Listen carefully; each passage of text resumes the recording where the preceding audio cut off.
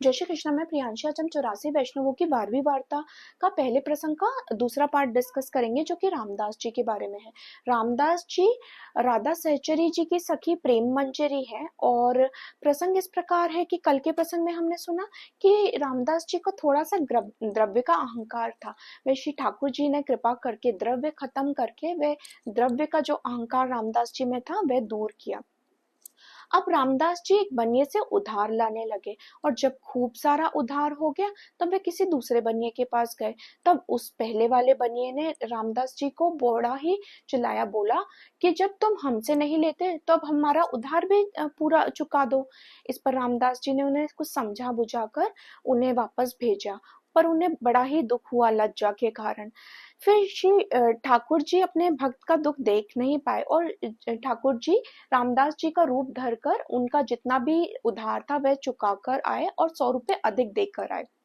इसके पीछे का भाव ये था कि श्री ठाकुर जी अपने भक्त का दुख सहन नहीं कर सकते और 100 रुपए अधिक इसलिए दिए कि जो द्रव्य से संबंधी अहंकार होता है, गर्व होता है, उससे पुष्टि मार्ग फल नहीं देता, इसलिए 100 रुपए अधिक दिए। और उन्होंने दूसरे बनिए से भी उधार लिया था, तो 100 रुपए अधिक 100 रुपए से वह उधार भी चुक जाएगा।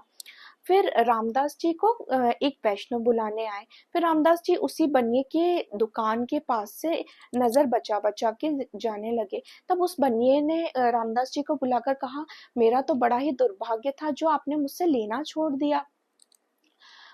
तब रामदास जी को बताया कि आपने तो सब चुका गए हो, पर जो 100 रुपए अधिक दे के गए हो वो तो लेके चले जाओ। तो रामदास जी अचंभे में आ गए कि मैंने तो कोई द्रव्य नहीं चुकाया। फिर उनके मन में विचार आया, तो श्री ठाकुर जी ने ही चुकाया होगा। तब उन्होंने कहा कि मैं अपना कुछ काम करके आऊंगा। फिर वह रामदास जी उस बनिए की दुकान पर गए और देखा कि सारा उनका उधार चुका हुआ है और नीचे श्री ठाकुर जी के हस्ताक्षर हैं। इसके ये देखकर उनके मन में थोड़ी ग्लानि हुई। उन्हें लगा कि श्री ठाकुर जी को मेरी वजह से कुछ श्रम करना पड़ेगा और इसलिए उनके मन में विचार आया कि अब मैं कोई चाकरी करूंगा। तब वे प्रयाग में आकर उन्होंने एक घोड़ा लिया और हथियार बांधकर वे चाकरी करने लगे और अब बिना अप्रस के ही बीड़ा जलपान सब ग्रहण करने लगे।